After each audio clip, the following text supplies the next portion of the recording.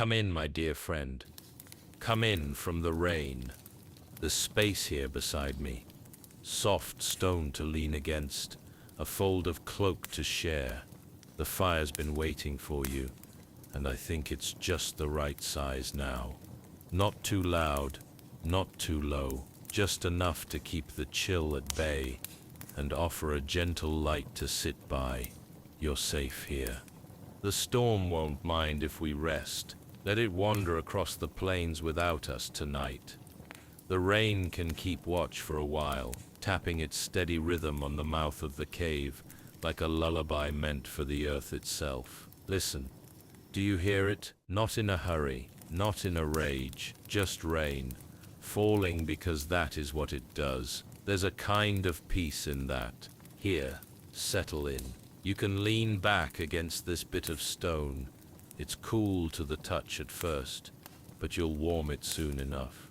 The moss along the wall is old and soft, a little damp but gentle, like velvet left out in spring weather. It smells faintly of something green, something ancient. The kind of scent that doesn't ask for your attention, but waits quietly in the background, like a memory you didn't know you still carried. You've come far today, haven't you? Even if your feet didn't move, even if it was only the kind of journey one takes inside the mind, still counts that. Sometimes I think those are the heaviest paths of all. But no need for any of that now, not here. You've reached stillness. You've reached warmth. Let it greet you. The cave holds its silence like an old friend. It doesn't echo, it hushes. You'll notice it in the way your breath sounds softer now, as if even the air is tucking you in. Every crackle from the fire seems slower in here. Each pop and flicker lands like a whispered thought. You see how the shadows dance on the far wall. That's the kind of company I like. Quiet, but not alone. I've kept a space for you. Just in case. Never quite knew when you'd come by again. But I had a feeling. The kind that nudges at the edge of your thoughts and says, not tonight, but soon. And now, here you are. On a night that feels made for remembering how to rest. Let your shoulders loosen, friend. Let the weight slide off without needing to name it. No stories tonight unless you feel like telling one. No tasks to complete. No armor to wear. Just the sound of the rain and the fire and this old night beside you with nothing more to do than sit still and breathe the same air. Sometimes I think the sky needs a place to weep, too. That's what the plains are for, maybe. And caves like this one. They're not just for hiding, they're for holding. Memories, warmth, breath. You and me. Do you feel how the firelight wraps around your hands? Flickering just so, as if it's trying to remember the shape of you. It's a soft thing, fire. People forget that. Yes, it can roar and burn, but more often it stays like this. Steady, low, devoted. That's the kind of warmth I've come to trust. I used to think rest was something you earned, you know. A reward for long roads and weary bones. But now, I believe rest is something you return to, like a cave in the rain, like a friend's voice you haven't heard in a while. It waits without judgment. It forgives how long you've been gone. So don't worry if you take a while to grow quiet. You've got time. The night isn't going anywhere. And neither am I. We won't talk about battles. Not tonight. Let them stay far off, lost in the fog behind us. Here, there is only the sound of rain meeting earth, and the fire speaking in soft tongues, and this shared silence between us, and that is more than enough. Close your eyes if you wish, or keep them open, watching the glow shift across the stone. There is no wrong way to rest. I'll keep the fire tended a little longer. I'll keep watch while the rain keeps watch over us both. Sleep if you're ready. Breathe, if that's all you can do. Either way, you're home for now. Yes, right here in this little pocket of warmth carved out of stone and time. Just us, just this. Nothing more is needed, and nothing more is asked. Soft scene ends. You feel that, my friend? The hush, the way the stone seems to breathe alongside us. It's an old cave, older than any tale I've ever been told. The kind that doesn't echo so much as listen. It cradles us here. Me on my folded cloak, you beside the fire, and the world just beyond softened by rain. Lean back if you like. Feel the wall behind you curved, like the inside of a great bowl shaped by time. Its surface is cool, smooth in some places, rippled in others where water once carved little veins of memory. There are ridges where moss grows in long green strands, damp and scented faintly of earth and rain. You wouldn't notice it at first, but if you stay still long enough, it begins to greet you, as if the cave itself were offering its scent like a gift. Overhead the ceiling bows low, not enough to weigh down, but enough to comfort, shelter with weight, if that makes sense. There's something reassuring about knowing there's solid stone above you. I've spent years beneath open skies, and though I love the stars, sometimes it's the roof of the earth that gives the better peace. Now, watch the fire with me. See how it leans to one side? The cave breathes through a narrow seam in the stone, pulling the flame gently toward it, almost as if the mountain itself were exhaling in slow rhythm. The smoke doesn't gather, it trails out, silent and thin, like a prayer the wind has already answered. Every so often, the fire cracks, not loud but just enough to say, "I'm still here." The flames play tricks, don't they? Look at the way they touch the cave walls. You'd think they were painting them with movement. One moment golden, the next red, then that deep orange that feels like sunset wrapped in warmth. My armor, once silvered, now glows copper and rust. It's strange how the fire reshapes it, not in form but in memory. When the light is soft like this, the metal forgets it was ever meant for battle. It just becomes part of the glow. Can you hear the rain? Not all at once. Start with the pattern nearest to us. The cave mouth isn't far, and the rain falls steady across it. It patters gently on the rocky ledge, little splashes and ticks. Each drop lands with the quiet confidence of something that's done this for centuries. No storm here, no thunder.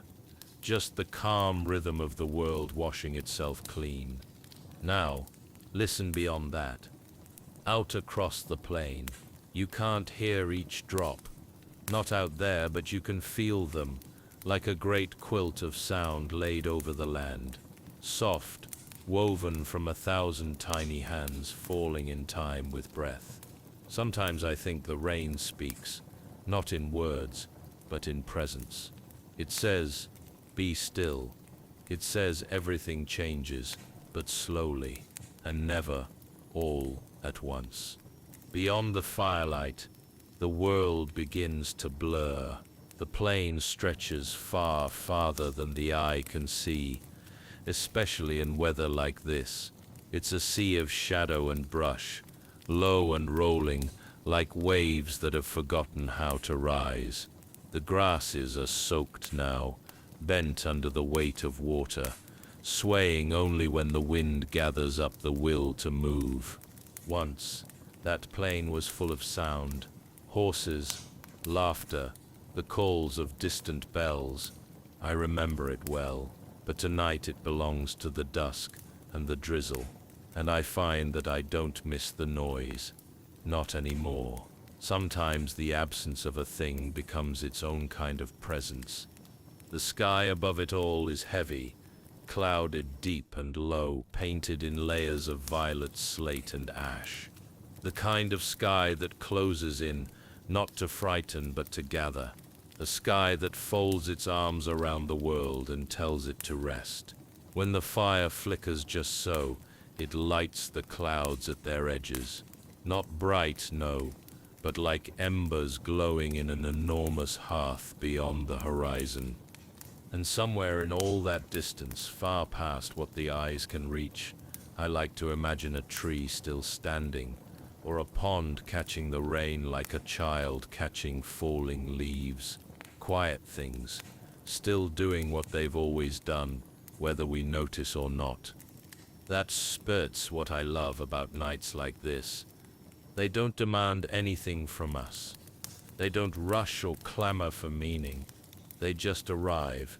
They offer a seat, a soundscape, a place to breathe, and all we're asked to do is sit with it, to feel the stone at our backs, the heat at our feet, the hush of the plain stretching forward into everything we'll never need to name.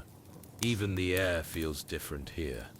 Not the stiff cold you'd find in high mountain wind, nor the cloying wet of summer storm, but something in between, cool enough to make you grateful for the fire, still enough that you can feel each breath move in and out, like waves drawing across the shore of your ribs.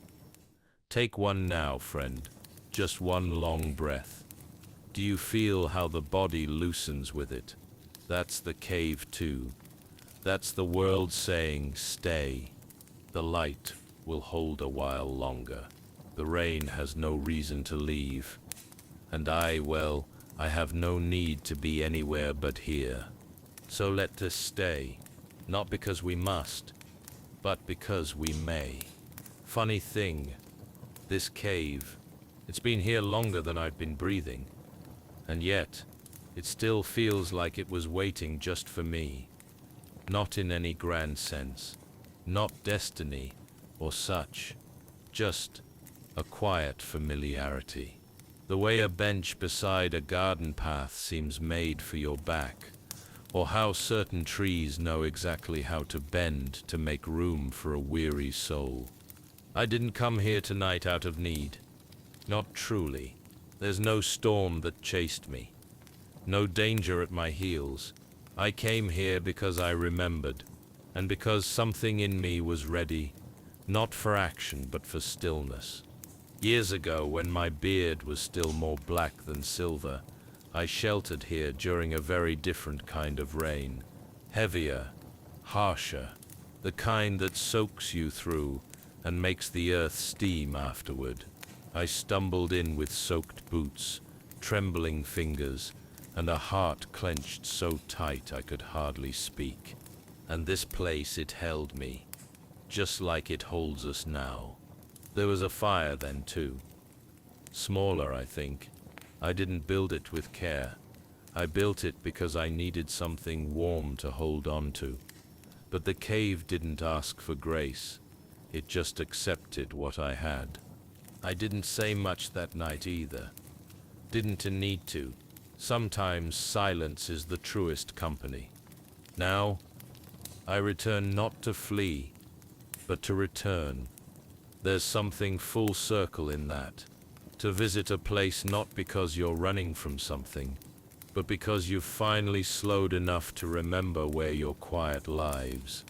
My joints complain a little more these days, the knees most of all.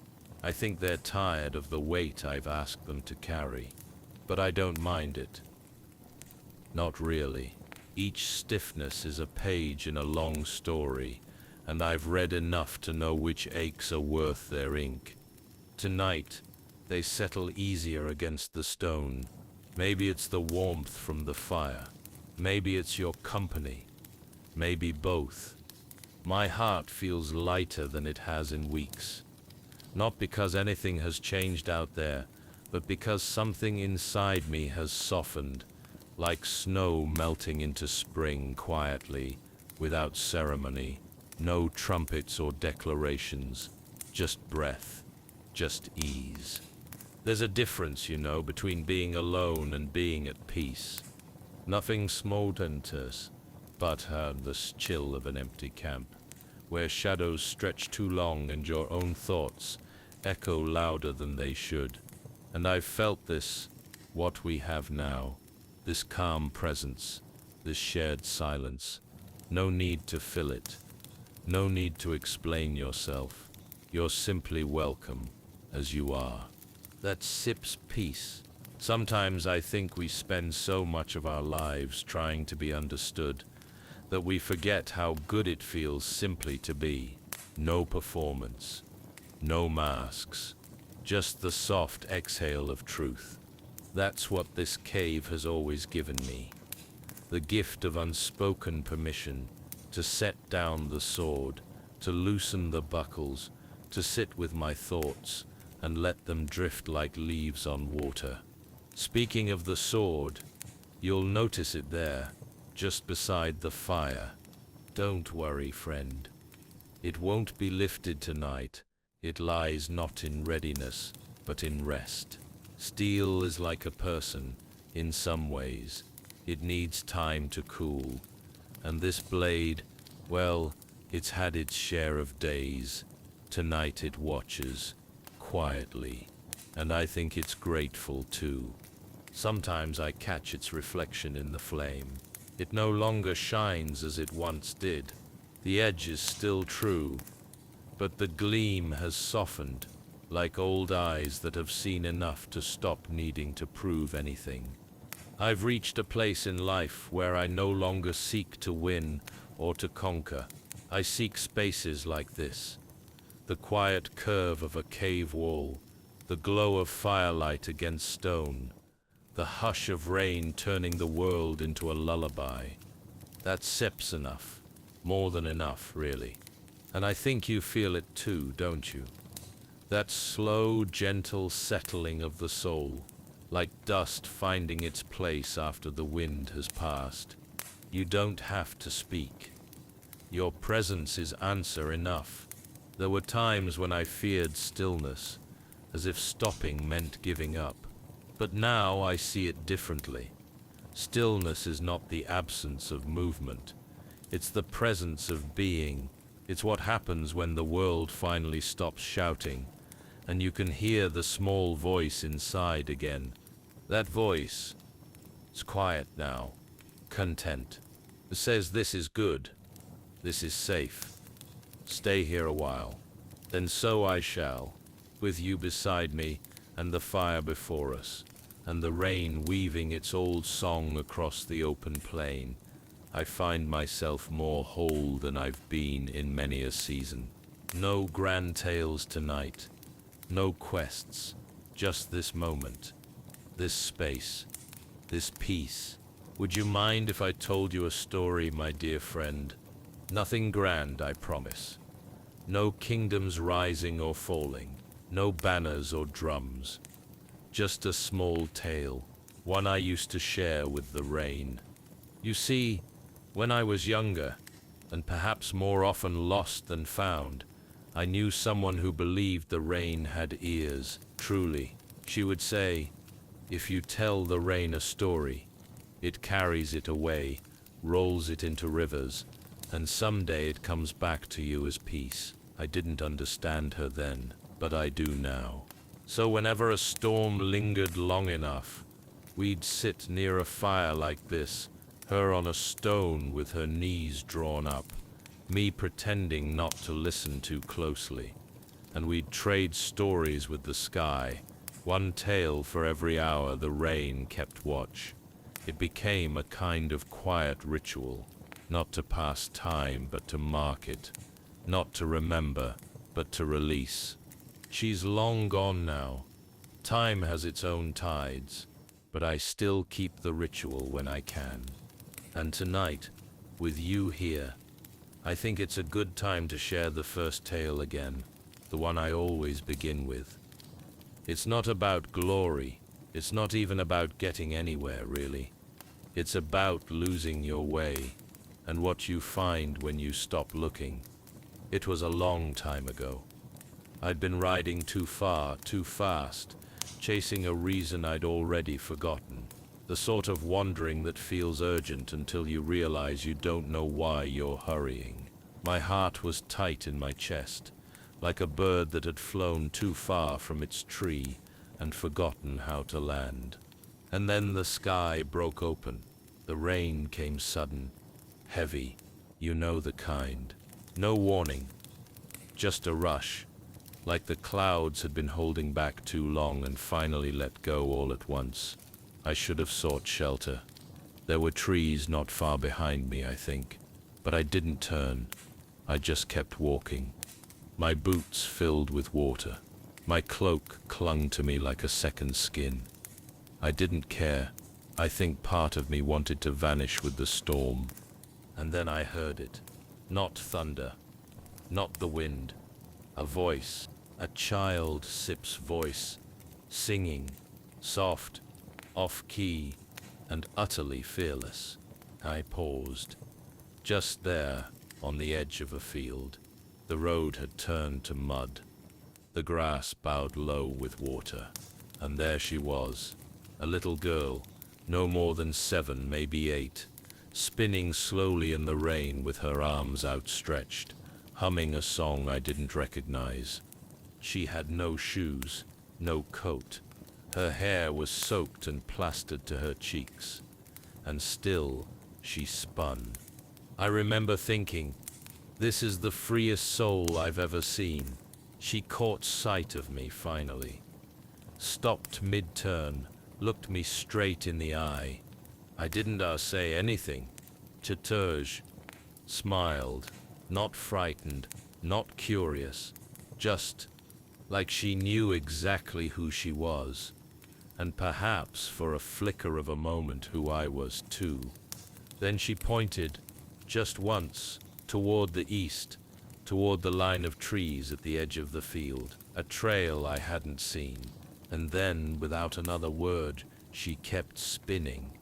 I took the path, not because I knew where it led, but because something in me trusted her, or perhaps I was simply tired of trusting myself. The trail led through the woods, past a brook, and to a grove I'd visited once as a boy. I hadn't realized how close I'd come to it. It was dry there, quiet, and it felt like it had waited years just to see me again. I built a fire. I dried my cloak. I stayed the night, and I never forgot the girl in the rain. I've tried over the years to remember her face, but it slips away every time. What I do remember is the sound of her humming, the way it danced above the storm, the way it made the world feel less like a burden and more like a song I hadn't learned yet. That was the first time I understood that being lost isn't always a mistake. Sometimes it's an invitation to slow, to notice, to receive what the road wasn't offering. Sometimes we don't need a map, just a moment. I've told that story to the rain a dozen times, 100 maybe. And every time I do, it carries something away from me. Something small, something I don't quite have words for. A weight I'd been holding on to without realizing. And now, I've shared it with you, which makes it even lighter. Thank you. Thank you for sitting with me, for listening, for letting this fire be enough. There are more stories if you'd like to hear them. The rain's still falling, after all, and I've always found it listens best when shared with company. But only if you're ready. We have time. The night is long, and peace, like stories, is something we uncover gently. Would you like to hear more, my dear friend? The fire is still strong enough to hold the cold at bay, and the rain hasn't grown tired yet. It feels like a good hour for remembering, the kind of remembering that asks nothing in return. No judgment, no rush, just the sharing of gentle things, like a handful of soft worn stones laid quietly between us. Some memories sit close to the surface, others take a little coaxing, but all of them, I think, return when the heart grows still enough to welcome them, like birds that will only land if you stop trying to catch their eye. I suppose I'll start with a poem, or rather, where I found one. It was carved into a stone wall on the eastern side of a hill chapel, long abandoned when I came across it. The chapel itself had fallen into itself, timbers half swallowed by ivy, roof open to the sky, but the wall, the wall remained. And on it, etched by a hand long vanished, were the words, "The wind forgets what the river keeps. The leaf forgets what the tree remembers, but the moss remembers everything." That's Sep's all. No name, no flourish. Just those 3 lines, faded but patient, waiting for someone, anyone to stop and see them. I must have stood there a full hour. Maybe more. I traced the grooves with my fingertips, as if knowing the shape of the words might help me understand them better. I didn't, not then, but I do now, or perhaps I don't understand them. Perhaps I've simply made peace with their mystery. There's a difference, you know. It makes me think of the moss that grows right here, in this very cave, quiet, gentle, holding the shape of every rain it's ever known, a soft witness to time. That poem stayed with me. I never wrote it down, didn't need to. Some words etched themselves into you. Now then, let me tell you about the cloak. It was winter, not cruel, but earnest. I'd misjudged the path, and night came quicker than I expected. The road was lined with frost, the kind that turns every branch into lace. I found a place to rest beneath a half-fallen bridge, not quite a ruin, not quite whole. My cloak then was threadbare, and my breath steamed out like smoke from a slow fire. I didn't see him approach. Not really, just heard the footfalls, soft and steady, and then he was there, a man in a woolen hood, face half-shadowed, hands tucked into sleeves. He said nothing. He simply unclasped the thick wool cloak from his shoulders, folded it once, and placed it beside me. I opened my mouth to speak, to protest, or to thank him. I'm not sure which. But he raised a hand, a quiet gesture, not to silence, but to say, "No need." Then he walked on, back into the dusk. I never saw him again. That cloak lasted me years. Heavy, durable, warm even when wet. I patched it once, twice, then let it go when it was more thread than cloth. But to this day, every time I wrap a blanket around my shoulders, I think of that silent man and his gift without explanation. Not all kindness asks for witness. Some of it is given freely, simply because it can be. Now the hermit. He was a different sort altogether. I met him in the northern hills, a place where the fog arrives before the sun and lingers long after it's gone. He lived alone in a stone hut, tucked into the roots of a high ridge. No paths led to it. I found it only because I followed a hawk for longer than I should have. His name was never spoken, or if it was, I've since forgotten it. But I remember how he measured time, not in candles or bells or marks on a wall. He watched the moss. Every morning he would crouch at the edge of his home and run his fingers gently along the stone, noting how the moss had changed overnight. Greener today, he would murmur, or turned silver at the edges. He swore he could tell the season, not by the sky or sun, but by the feel of the moss, how moist, how rough, how alive. And you know, I think he was right.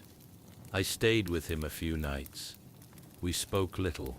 Mostly we sat, sharing meals made with roots and herbs, and listened to the silence between words. He had a stillness I envied, a calm that didn't need explaining. He was not lonely.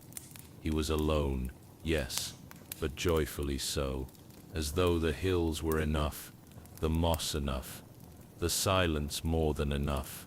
When I left, he handed me a small stone. "Keep this," he said. "Not for luck, for remembering." It had moss on one side, dry on the other. I carried it with me for years. Sometimes I wonder if that stone ever wished to go back.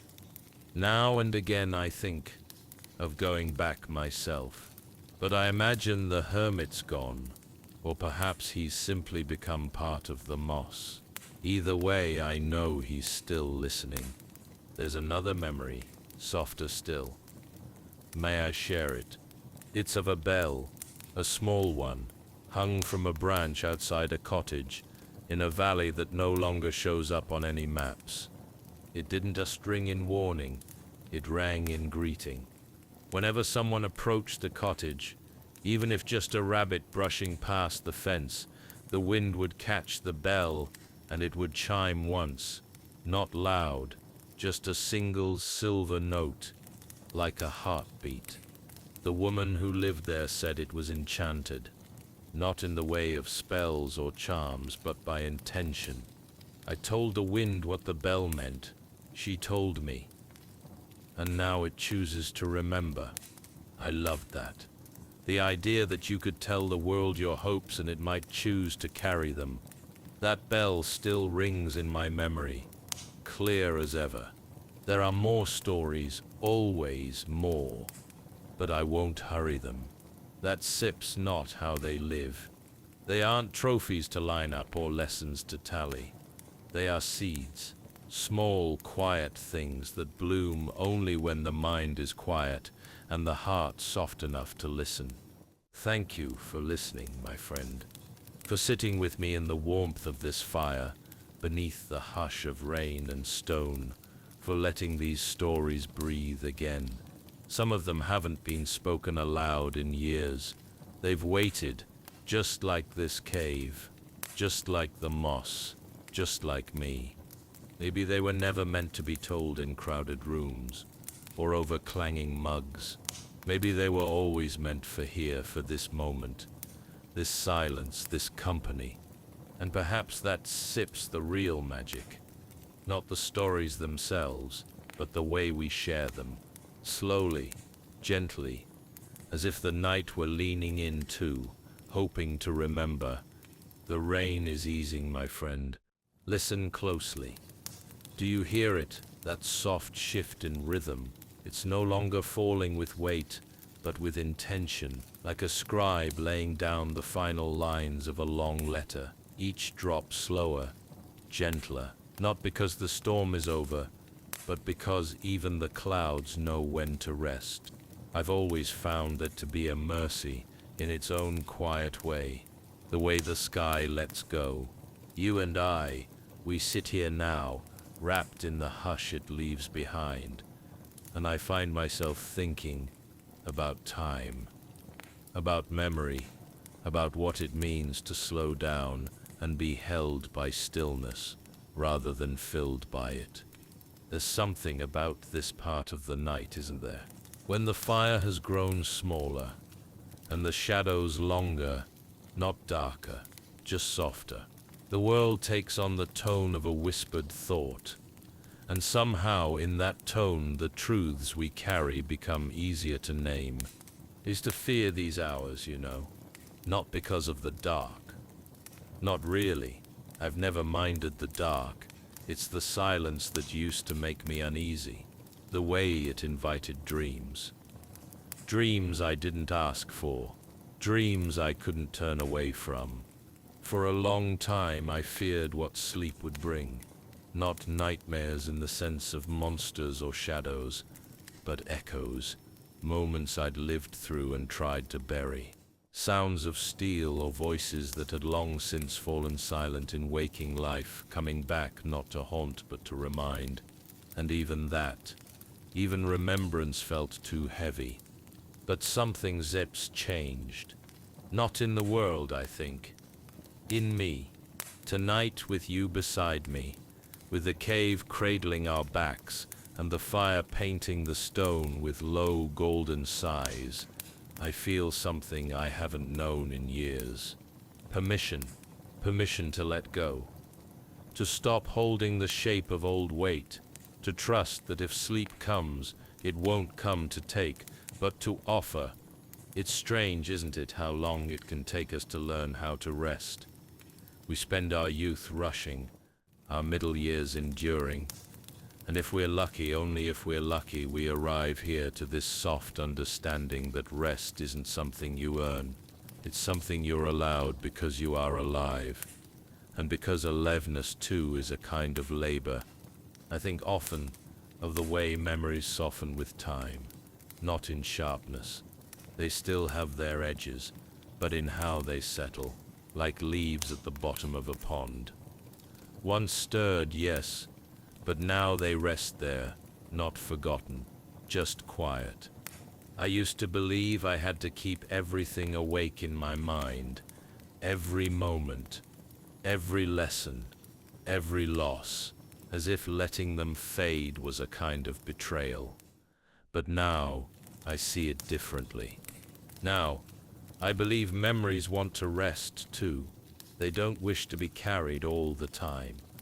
They simply want to be honored, touched now and then, spoken of by firelight perhaps, and then set down again. And maybe that sips what we set doing, you and I.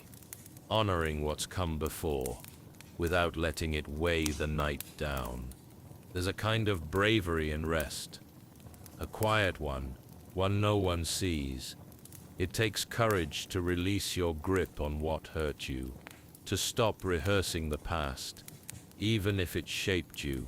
It takes strength to sit beside the coals of your own story and say, yes, that happened, but it does not have to speak louder than this moment. This moment right here is enough, with the rain becoming mist and the fire reflecting softly in your eyes, and our words spaced between long, comfortable silences. You know, I've come to believe that listening is the kindest magic of all. Not listening to respond, or fix, or even understand. Just listening, as you stir doing now, holding space for another soul without pressure, without demand, like a still lake holds the sky without ever needing to change it. That sips what your presence has been to me tonight. Not a rescue, not an interruption. Berthol's harbor. A place I could lower my guard, not in fear, but in faith. Faith that I don't have to be wise or strong or storied to be worth sitting beside. Faith that silence can be shared and still be enough. Do you feel it too? That the hush between us is not empty, but full of old warmth, full of breath, full of all the things we've let go of together, just by being here. Let me tell you something I've never said aloud. I used to think sleep was something you had to earn with exhaustion. Now I think sleep is a gift you give yourself when you finally feel safe. And I do. Safe. I mean, I haven't always. There have been years where even soft beds couldn't soothe me, where even kind company made me flinch. But something in this night, this cave, this weather, your company, has unknotted something in me. I can feel it, the loosening, like a song that's nearly ended, but not quite. Just the last few notes, trailing into quiet. That's what I feel inside me now. A trailing into quiet, and it's not sadness. It's peace, a peace I thought I'd have to fight for. A peace that instead came not as a prize, but as a presence. Do you see, friend? Sometimes the greatest battles we face are not against the world, but against the part of ourselves that believes we are not allowed to soften. You remind me I am. You remind me I can be tired and still be whole. You remind me that the sound of someone breathing beside you, slow, steady, unhurried, is one of the oldest songs of safety in the world. So thank you. Thank you for your stillness, for your warmth, for letting me speak slowly, and for letting silence be enough when I had nothing more to say. The rain has nearly stopped now, and with it, I feel something inside me folding gently in on itself, not collapsing, not fading, just returning to stillness, to breath, to the deeper parts of sleep that I no longer need to fear. So if I grow quiet in the next few moments, know that I do so in trust, that your presence beside me has become a lantern of its own, that you've reminded me of what it means to let the night take over, not in darkness, but in care. We can drift now, you and I, not because the world demands it, but because the world is quiet enough to allow it. There it is, the hush that follows everything. Even fire grows quiet in the end. Look, do you see how the embers glow now? Not with the bright song of earlier hours, but with a gentler hum, a few soft coals, breathing their last warmth into the cave like old souls whispering goodnight. You can still see their pulse, like tiny stars fallen from the sky to keep us company. I've always loved this part of the night. Not the darkness itself, but the way it wraps around everything, soft and slow and without demand. The way it says, that's enough for today, not as a scolding, but as an offering. That do. You'll be giving me a gift tonight, dear friend. Not of words, though yours are always welcome, but of presence, that quiet kind of companionship that asks for nothing but gives so much. Just knowing you're here, that has eased something in me. It's a rare thing to share silence without needing to fill it. I've learned over the years that some of the best company speaks the least. And this, what we have now, is a kind of company I hold close, the kind that allows for breathing, for resting, for being exactly who and where we are without performance. You've done that for me tonight. The armor. Well, it's still on, most of it. I didn't feel the need to shed it all, but the clasps are loosened.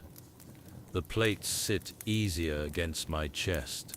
There's a difference between readiness and rest, and I think I've begun to learn the shape of both. It's a strange sound, isn't it? The faint clink of steel settling against stone, not harsh, like on a battlefield. No, softer, like a lullaby, forged from old metal and earned peace. I can feel the wall behind me, cool, steady. My shoulder rests just so against the curve of it, and my head, well, even stone can cradle if you let it. Outside, the rain has become something else entirely, not a storm now, not even a shower, just a hush. A delicate rhythm laid across the world, like a mother's hand smoothing back a child's hair. The kind of sound that doesn't need attention, only presence. It plays across the mouth of the cave, barely a whisper now, and it reminds me that even the fiercest weather knows how to soften. I think we forget that about ourselves sometimes, that we too are allowed to quiet, that we can hold strength and softness in the same body, in the same breath. Would you believe me if I told you I feel lighter now, not in body? These bones still carry their stories, but in spirit, yes, much lighter. Lighter for having spoken aloud what normally stays buried, lighter for having been heard, lighter for the shared breath, for the stillness we've tended, like this fire, carefully and with care. Do you feel it too? That sensation of something loosening, not unraveling, no, but relaxing, like an old rope finally hung up to dry, like a song that's reached its final note and doesn't need to be replayed. There's a sacredness in this ending, not a goodbye, not quite, but a settling, a drawing in, the way wings fold when there's no more need to fly.